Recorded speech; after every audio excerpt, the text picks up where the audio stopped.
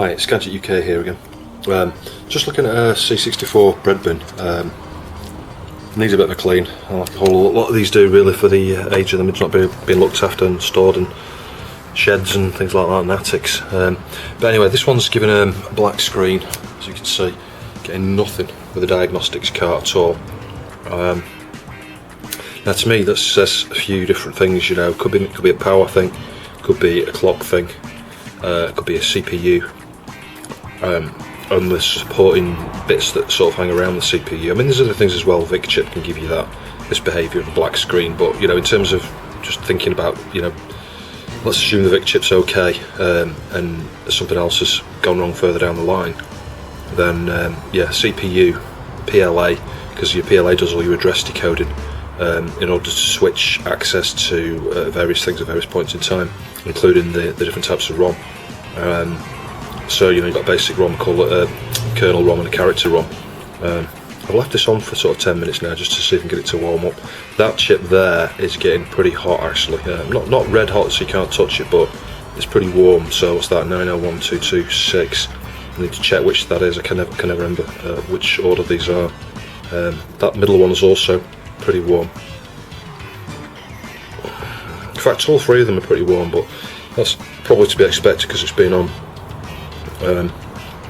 There's nothing getting red hot. I did take the SID out, no difference with the SID. That's one test you can do on these, is remove the SID. As I mentioned in a previous video, the 8580 in a C64C, I've got one that I put in there just to test it, and that wouldn't power up, and it was, you know, black screen, give it a hum. So that's, you know, you can get problems with these SIDs where it will stop the whole thing from booting, so it's worth removing that, which I've done. I did swap out the Vic chip as well because I got a bunch of those, quick and easy just to test that.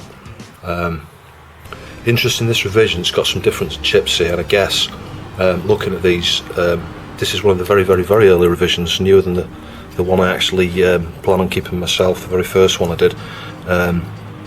So this has got some separate discrete 7.4 logic chips on here, 7.4, what's that? 7.4 LS629, 7.4 LS193, an MC4044, and a 7.4 LS74. So I mean, I've got one or two spares for these, but this I think is to do with the clock control, or the clock generation if you like, feeding into the Vic chip, and then the Vic chip generates some clocks, or a clock, I think, at least one clock that goes to the CPU. So I can certainly check the clocks and things, so we'll do that now. I did check the power supply voltages, but we'll do that again just to be sure, because I can't remember.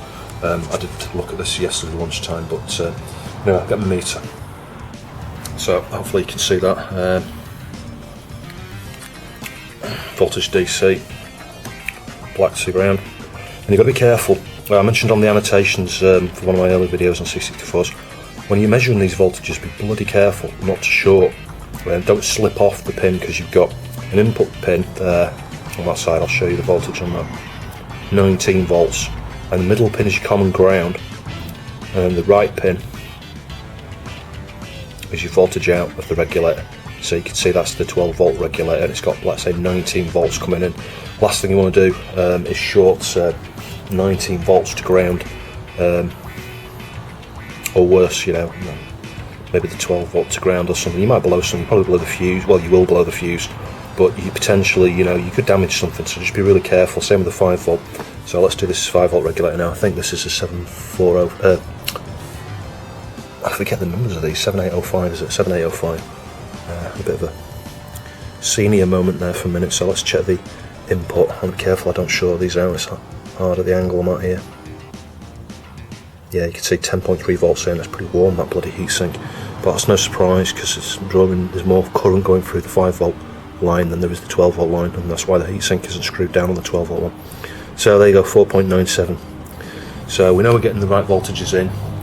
The voltages are pretty good, so it's not like, if that the 7805 was showing maybe 4.6 volts or 4.7 volts or anything less than maybe 4.8 or 4.9 volts, you could assume that perhaps something somewhere was drawing too much power, potentially, you know, some sort of internal short or something. I've seen them where the voltage goes really low, you know, like 3 volts, 2 volts, and typically you get that with the CPUs. You'll probably see the same thing in, if you look, I'll put a link to the guy's video, but he's really good. I've been watching some of his NES videos and I've seen the same thing when these 6510 CPUs fail on the C64. You can get short from VCC to ground, which will drop the, draw so much current that the voltage will go down to a couple of volts, or if that. You can think there's something wrong with the power supply side of things, and actually it's the CPU. And typically you put your finger on it, it's absolutely red hot, you can't even touch it. So that was worth mentioning, I think, when I was there. So the next thing I'm going to do is, I'll just show you the point of the scope here. We'll measure the clock on the CPU. There are various, I can work backwards, if I find there's no clock on the CPU, we can then start going backwards and work through the VIC and stuff, but I don't see any point because I know I've replaced the VIC, swapped that out, so there's nothing wrong with the VIC. Could be something wrong with those circuits that actually deliver the clock to the VIC. But that said, if we're getting 1 MHz, well, it's not 1 MHz, it's 0.98 on a PAL C64 and 1.02 MHz on a NTSC C64, so okay, let's switch. Just got to mess with the trigger here. I'm just calibrating this, so that's I can't remember, that's 1 MHz or what. One of the settings in the calibration is 1 MHz, and one of them's 1 kHz, I think. It's so bloody hard to tell. There we go. So I'm guessing if I'm going to alter the time, yeah, make the timer larger, that's going to be megahertz. Sorry, that's going to be kilohertz. So put it back on the other setting. That's megahertz. Right, so I'll just adjust this a little bit. Where are we going?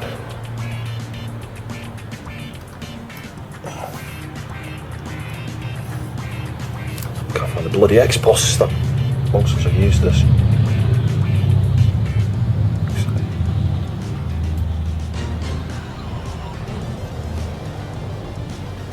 I'm just going to try and get one division.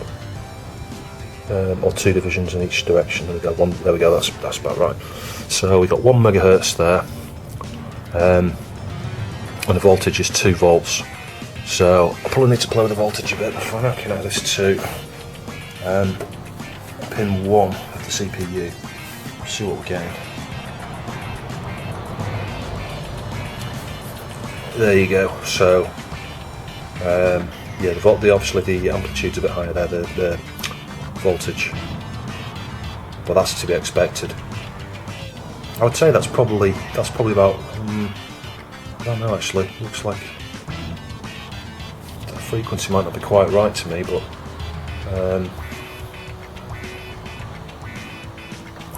let's just move this down a bit. Sorry, I slipped off the pin. Yeah, so we're expecting more voltage, but where's the wipe position on that? It's probably about right that you've not got a very nice square wave, and you find that a lot with this old technology. You don't get nice, clean square edges and things. Where it rises and falls and stuff. You get sort of trailing. There's a time associated with that changing state, and I think that's what we're seeing there. I think that probably is not far off 1 MHz, so I think we can assume the clock is probably okay. There's also another clock that comes out, pin 39, let's just have a quick look at that. Yeah, there we go, we're getting something out. I wouldn't worry too much about the fact that it's got a curved edge there, the leading edge, but we're definitely getting a clock out. So that, at least that part of the CPU is working. So, what we're looking at, we know we've got voltage, we know we've got a good clock, well, a clock. I'm not sure it's a particularly brilliant clock, but I think there's a clock there. So we know the VIC's okay, we know the SID is not causing the problem. Could be RAM, it wouldn't be out the realms of possibility for a RAM fault to cause this. You can get black screens with a RAM fault. This is where it gets pretty tricky to diagnose, really. I guess unless you're really hot with a scope and hot with a logic analyzer, I'm not really sure. the direction to go in with this from here on. PLA, you know, is the backbone to everything going on here. All the address decoding, when the CPU needs access to one of the ROMs and things and the video and various other things need to access RAM and what have you, it's all sort of via the PLA really.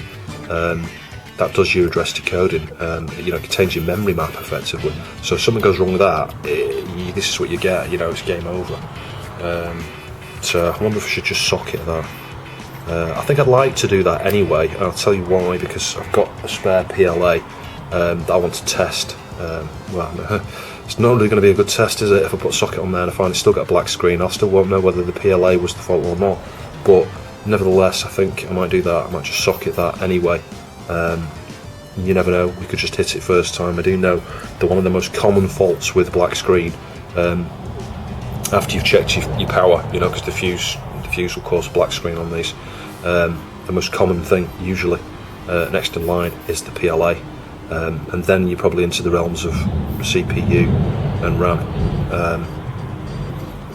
but you can't rule out faulty kernel really. I don't think it's going to be that. I think we get some other behaviour, to be honest. Maybe some unusual colours on the screen, or it's, you know, a little bit screwed up display. CIAs, don't know. They're very, very common to fail and can cause all sorts of problems, but it's a little bit tricky to diagnose this, I think, at this stage. I'm going to get that socketed first thing. So I just desoldered the pins there for that. They were pretty easy to do, to be fair. It's only taken about 2 minutes to do that, and the solder's come off on the other side as well pretty well. You don't need to add extra solder. I think the best way to do these really old boards is just with a minimum I can't even get my words out, minimum amount of heat, and just, you know, you don't need to apply any extra solder or flux because the pads are so small. You should be able to do it without it really. So I'll just get that chip off and just get a new socket on. There we go, I've got the PLA off there, no broken tracks or anything, so that's good. Just clean it up, get the socket on. Right, I've done a few things to this board, you may notice. The PLA was socketed. I re-socketed that because I made a bit of a hash of putting the socket on there. One of the pins was not very well seated. It's a long story, but basically I cut the socket off, desoldered it and redid it. No broken traces or anything like that, it was a poor quality socket, that's the problem. So this has ended up with a turn pin socket in there, but it's not a big problem. They're all the correct size sockets. I haven't had to cut any of these down or anything. The other thing I did is socket the kernel, because the kernel chip was getting pretty hot, and using the logic probe, and I'm looking on the meter, I checked all the pins on the CPU, and everything looked okay as far as I could see. You know, the reset line was right. The clock signal was coming in, there was a clock signal coming out, I think it was on pin 40. I couldn't really see anything really wrong there. There was some activity. I was checking the RAM as well with the scope, and I could see activity on the RAM. So it was just a little bit of a mystery really. One thing I did notice sort of earlier this morning when I had a look at this again was I was checking pin 20 on these 3 ROM chips, which is the chip select, to see which ROMs were being accessed, and both the character ROM and the basic ROM were being, that pin 20 was high, but it was not, there was nothing at all on the pin 20 of the kernel, which I thought was a bit odd. Even from, you know, switching it off and switching it on, it appears there's no activity there at all, which, you know, I just couldn't quite understand that. But anyway, moving forward a bit, I started looking at some of the logic chips around here and the RAM. Now there is activity on the RAM, or there was activity on the RAM, but I couldn't, you know, I can't see a fault. That's the problem. I couldn't see any faults, and then I started trying to speculate and assuming, well, okay, well, we know the PLA's right, we know the CPU's okay. I guess I've missed a step there. I did actually socket that CPU, but that wasn't really. It was a case of trying to root. There were 2 chips getting hot. The kernel was one of them, CPU was the other, and at the same time I wanted to test some of the kernels because I've got about 2 or 3 kernel spares, and I've also got a spare CPU. So I thought, well, okay, there's nothing lost here. It'd be a good idea to do it. Besides the fact the CPU looks okay, let's just socket it anyway and rule it out, and I can test me with the CPU. So I did that. My spare CPU works fine, but that's why that's socketed. So then, like I say, moving forward, I started to speculate then as to what else might be causing the problem. Looking at the circuit diagram as well, I had my suspicions the CIAs could be causing the problem, but then I thought, okay, this black screen, you know, you're getting nothing. There's no sound. There's no video. There's no no activity on the kernel in terms of chip select. Would a CIA really do that? I'm not sure.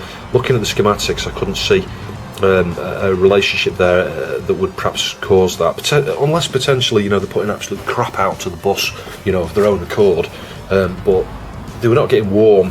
Telltale signs with CIAs, and any of these chips, when they fail, they tend to get warm, and that wasn't the case. So then I started to think, well, okay, considering none of the chips are getting warm, we're getting some sort of crash. The behaviour you were seeing, the fact that you're getting activity on the RAM, shows that the circuits that control the RAM and enable access to the RAM, that's working. The CPU's obviously doing stuff. It's I can see it accessing certainly 2 of the ROMs. It may be that it bootstraps off the kernel, then straight away after a few clock cycles jumps to the try to boot basic, and that's the point where it was crashing. I'm assuming, I'm speculating. If I got my logic analyzer on this, I guess I might have been able to see some activity on the chip select there, but on the scope, if it was there, it's there for such a short period of time you can't see it. It's the same with the logic probe. So anyway, I was speculating that it's booting, trying to boot basic, which is why we're seeing chip select on the basic ROM, because I think that's the only way that would happen. I think it goes from the kernel and then straight into basic, and I think at that point we're getting a problem. So I started then to speculate there must be something wrong with the RAM, or the control of the RAM. Well, there's 2 chips here, 2 74 LS. Oh, I forgot what they are now. Let's have a look at that one there. 74 LS257. The chips that were on here originally, I don't think you can see this. It's a MOS 7708, and these MOS chips are renowned for failing. And I was well aware of that. And there was 3 of them. There's this one here, which is the substitute is a 74 LS139. And I believe the part number on that one was a 7711. So what I did is I swapped the 7711 initially, because this has ties into the PLA, your memory, your address decoding and stuff. If you've got a problem with that chip, that can affect the PLA, and the black screen thing, and the whole point of this, the way this is behaving, not booting properly, etc. I thought I'm going to rule that out first, just to make sure that the PLA is getting what it needs, and that's not affecting the chip select there. And I ruled it out, and that made no difference. Still got a black screen. So finally, you're left with these 2 chips here, as I say, these 74 LS257s. So I've just socketed those, and I've swapped out the MOS version, as I've just mentioned, the 7708, and swapped it for this 74 LS257, and lo and behold, it's working. There was a step before this, which I'll just show you, and that is before I actually went and found a substitute. And what I've done with this to get the substitute, I didn't have one in stock. With this, I've had to take this off another board. The other board's working, but I thought, well, okay, I'll take it off, at least I know it's working. But if I put the faulty chip back on there, you'll see what's happening now. This is why I didn't go and look for the spare to start with. I thought, there are 2 of these, if I swap them around, and there's a problem with one block of the 64K RAM, because there's going to be one of these for controlling each of the banks of 32K here. So if one of them's faulty, and it just happens to be affecting the stack, which it probably was, it stands to reason that even though you've not got a spare, the chances of both of these being faulty are pretty slim to none. So just the process of swapping them around could be enough to get it to boot, because your stack area suddenly is actually controllable. It's you're getting the right thing going on with the addressing and stuff there, regard to timing and stuff, however that works, and that is exactly what happened. And I thought, bingo, that's it, that's problem solved. So that was without even having the replacement chip, and then, like I say, I knew then it was a case of one of these was faulty, and it just so happens it's this one. So I would suggest that if you've got a problem where you've got a black screen on one of these, which one of this is assembly 540407, it's Rev B, I think it is. Yeah, you get a black screen on one of these, and you've ruled out CPU, PLA, your kernel, and you're not seeing any chip select signal on your kernel, then I would seriously look at those 2, in particular this 74 LS257 and in this position here, not that one, because I think if that one was faulty, you'd probably get some problems with graphics, games, etc. You know, things would crash at various points, but I think you'd probably be able to boot. Sorry, I got that the wrong way around, actually. Have I? Yes, I have. I've got it the wrong way around. The reason being is I've swapped it so the faulty chips in this bank. When the faulty chips in this bank here, you get the graphical weirdness stuff going on, corrupt shit all over the display, as you can see. But when the faulty chip is in this bank here, this is when I have this, I believe, I've got a stack problem. I've got a problem with the whatever address ranges are used, presumably the lower address. When it first boots and it starts to initialize, boots off the kernel, starts to load basic, etc. Bang, you've got a big problem there, because this chip is, you know, means that it's probably not accessing it correctly. You're probably not accessing this RAM at the right time. I haven't looked at the schematics exactly and spent any time thinking about exactly the implications of exactly what this does. But I do know that, like I say, the faulty chip is that one, then you won't get a boot, you'll just get a black screen. And I guess the next stage from there would have been to look at the RAM. And I guess the other valuable thing with that, assuming that this chip is related to these 4 banks of RAM here, I would then go as far to say that if it's not that chip and you've got a RAM fault, it's going to be one of these 4 if you get a black screen. I would assume that if it's if you had a fault of one of these ones, you're probably more likely to get amount of RAM shown incorrect in basic, corruptions, you know, graphical corruptions, crashes, you know, all sorts of weird and wonderful random stuff. But I would assume if these are related to that particular chip, and that's where with the stack, you know, they're related to where the stack is when it first boots, regards you know, loading from the kernel and stuff, then yeah, I think you're probably looking at one of these RAM chips. But I mean, if anyone knows a bit more about that, you know, feel free to correct me. I'm always keen to learn more about these things, and what I'm talking could be complete bollocks, so take it as read. But I've certainly learned a few things from this, working on this one myself. It's good really that I didn't end up having to, you know, I was starting to get a bit stressed with this one, to be honest, because I was starting to think that I was going to have to start going through and start socketing everything and move everything, and it was a hopeless thing, because sometimes when you can't quantify, you've got nothing quantifiable, you can't see a particular, you know, you've not got something to go on, and that was the scenario I was in. Other than the fact I wasn't getting chip select on the kernel, there's pretty much nothing. But what I do know, like I said, I'd ruled out the backbone of the system here. You know, the power supply's right, I checked the clocks are fine, the CPU's fine, the PLA was fine, I removed the SID, I swapped out the VIC, just to rule a few things out. No, but I mean, you know, I didn't even need to do the VIC on reflection. The main thing was I was getting a clock. But that was one of the first things I did. You know, you start becoming a bit paranoid. I did even start considering the frequency control circuit here around the VIC, and then I started thinking, well, why would that be anything to do with it? We know we're getting a clock, and the clock looks right. So it's like I say, it's very easy to go off a tangent and just start thinking, oh, I'll replace this, I'll replace that, I'll replace this randomly, you know, and that's just chaotic. And I start to get a little bit like that. But luckily, I started to think a bit more logical here about what I was seeing with the bank, you know, the ROM selection. In fact, it was hitting the basic ROM and the character ROM, and you've got to assume that if the PLA's right, and I'd already proven that this chip was okay here, which means that the address decoding logic's probably correct, then it stands to reason that the CPU must be doing something legitimate to be suddenly accessing, you know, knowing the CPU's okay. The fact that you're hitting the basic and the character ROM shows they must have got a certain percentage way through the boot process, which, you know, is interesting, important, useful information. The other thing I did here, I forgot to mention actually, just a side note really, some of these other logic chips, these 4066s, there's 2 of them there. I did a little bit of work with Logic Probe just to have a look at those. I couldn't really tell exactly whether they're doing exactly what they're supposed to be doing, but it seemed logical to me from looking at both the diagram and the data sheets for those chips. And I did also compare to another working board just to see what sort of behaviour you get on the various, I think the flip-flops or something, I can't remember now. And there's also a 74LS08 here, which is just I think it's an AND. I don't think it's not a NAND. It's just a standard AND gate, I think.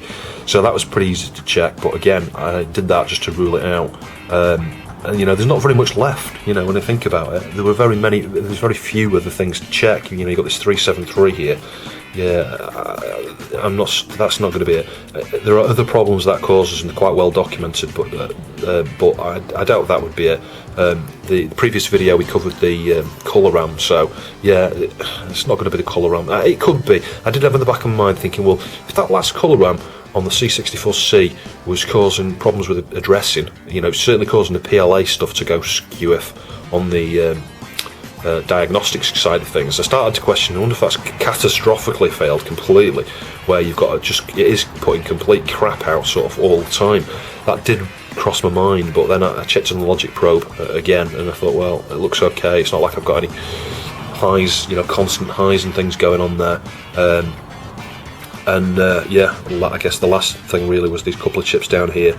The CIAs, as I mentioned, did have that in the back of my mind fairly early on, thinking, is that going to be the case? But I don't think it is. On the other board, well, I know it's not. I hope we've proven it's not. But the point I'm trying to make here is I did some experimentation on the other boards, actually. The other one's got a socketed CIA, so I tested some of my spares in those, but there's two spares I've got that have got a 6526 marking.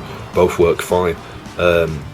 So that was useful information for me because I knew I had some spares, but I also went as far as to try it without the chip in, and they work without the chip. Without the chip, all you do, if this one's missing, you just get like a missing cursor or problems with the cursor, which I guess is useful information if you've got problems with that, where your cursor disappears or it's not behaving properly. It's going to be that CIA. I haven't been able to test with that one out, removed as well, but I suspect it's going to be, these are going to be, you're going to get problems. It's going to be related to your tape, your serial, your joysticks, outputs. If you're trying to print and things like that, those are what are going to affect those sort of things. I seriously doubt you get a black screen from a failure on one of those, and if you did, I think it'd be evident. I think you put your finger on it and it'd be so hot, you can't keep your finger on it. I think that's the only way you'd get a failure in one of those that probably would cause it perhaps to not do anything at all, to give you a black screen. But anyway, I thought you'd find that interesting. There's not much else to say about this one, I don't think. So yeah, as you can see, corrupt there now. So I'll just put this spare chip in, and we'll just give it a try, just to make sure it's working. I'd be interested to hear what that SID sounds like in this one, because this is the first that this has been, working really, to the point where I might be able to get it to play a game.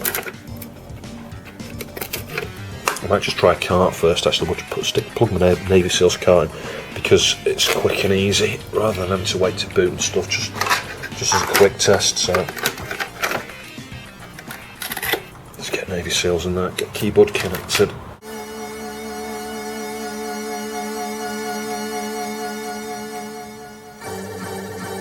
Sweet.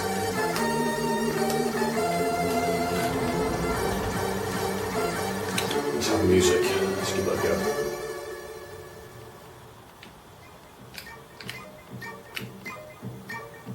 I've got three more of these 64s to have a look at yet as well.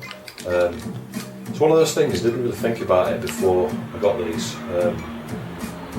what my intention was. I'm probably going to keep the 64C. How the hell do you get that guy there? Because I would like to keep the 64C. But yeah, they don't seem to sell very much, and there's a few of them for sale on eBay, so I can't know what you do with this. Maybe defuse these bombs or something.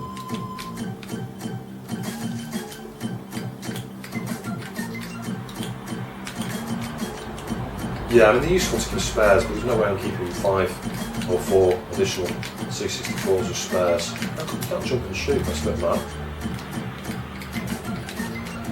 How the hell do you take him out?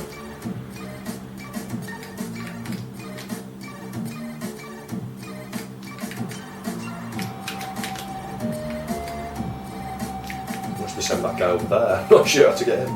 This is it's a good game, but I think I never really got into this with time because it's so damn hard. It reminds me a little bit of Batman with the climbing and stuff, but oh, good grief. This is probably the first I've ever got on this entire game, actually, all the time I played it. Oh, I like that. I like that you can jump on the platform, so that's cool.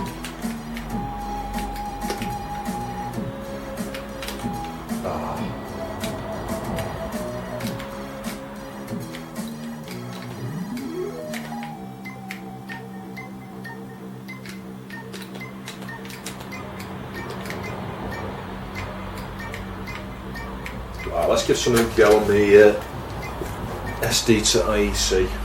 I'm pleased with that, I'm really pleased with that. It's paid off. I have to admit, I've probably spent a good 3 hours this afternoon pissing around with this thing. One of the biggest problems, really, like I say, is trying to get something quantifiable. So it's like the car, trying to get something quantifiable, something that I can actually, get my teeth into to try and follow as a problem. And black screen is not enough, really.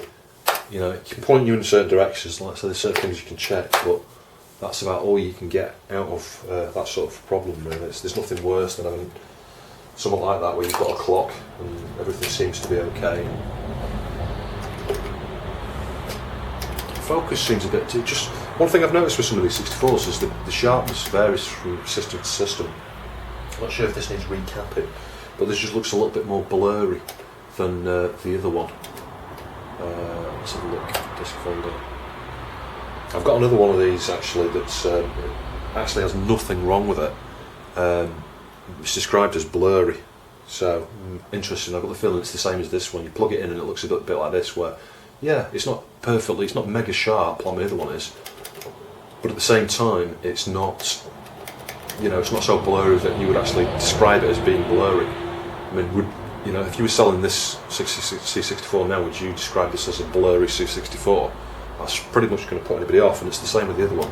You look at it like this, and yes, it is compared to the other one, but I certainly wouldn't go far to say there's actually something wrong with it and it's blurry. That said, the fact it's being noticed probably means it does need recapping. There's probably a cap somewhere that needs redoing. It'd be easy to just assume it's in the modulator circuit, but the thing is, not using the modulator, this is composite, and I believe, I could be wrong, I think the composite probably just comes straight from the VIG chip via, I don't know, cap or something, maybe a transistor or something like that, but I don't know, need to look at schematics before commit really to that and just have a look. I'm not just going to dig around, I'm not just going to have a play around with, start swapping random components and things. I will look at the schematics for that particular thing, because that'll shed a lot of light, I'm sure. I should be able to work out which cap is going to be the problem.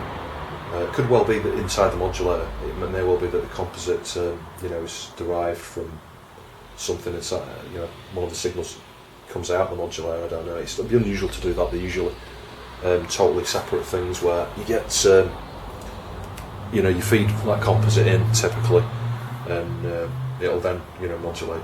So the composite's probably coming straight from the VIC chip, like I say. Might be coming from a buffer chip or something. I don't know. It's going to go through one of the 7-4 chips, or whether it's going to go through a little transistor. There is a little transistor sort of in the nearby area there, which I think could be related. So I'll have a look at that on another video. When I come to do the other C64, and if I manage to sharpen the other C64 and it is just a cap issue, I'll probably do the same thing to this, because I suspect that's probably what it is. But that said, it's like I say, it's not so bad. It's a ghosting, if more than anything. I don't think you can see that. If you look at the W's at the top, there's a tiny bit of ghosting there. But I wouldn't go as far to say, like I say, that there's a fundamental problem going on here. Going to throw some more sockets as well. I'm getting a bit low with some of these now from having done this one. Was that bombed? I thought that bombed then for a minute. Or maybe I had a secondary RAM fault. I guess I'll test this with a Diagnostics card in actually. We'll do that just before I end this video, just so we can get a bit of closure on the RAM, I guess.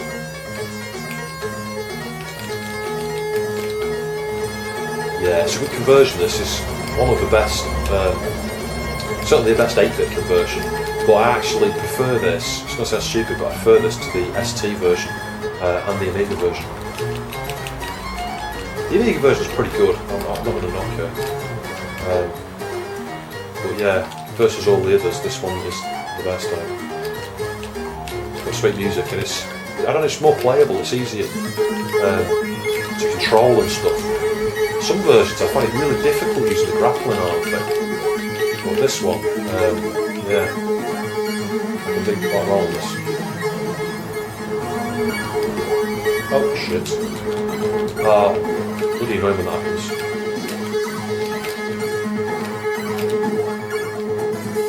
Sounding sweet there on the SID. How'd you get out of here now then? Yeah, I didn't want to do that. Let's stop the bees now then.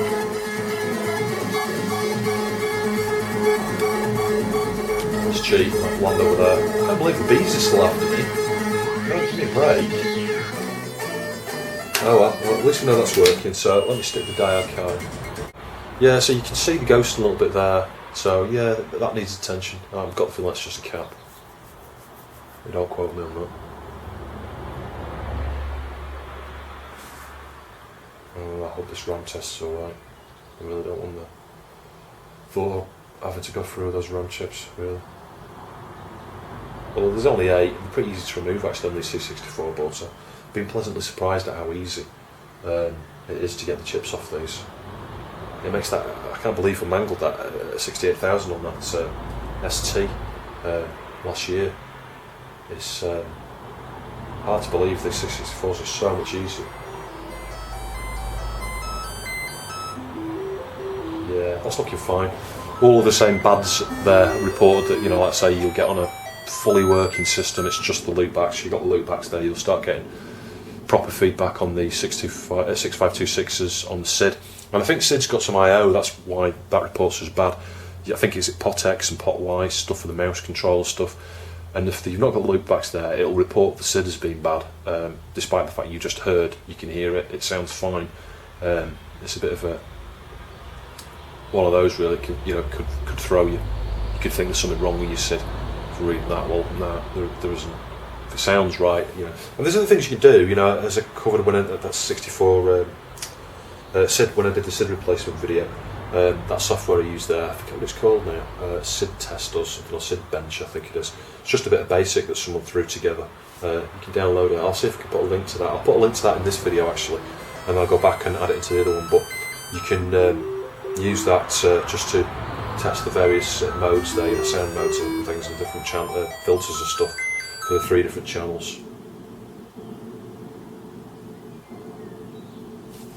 Sweet.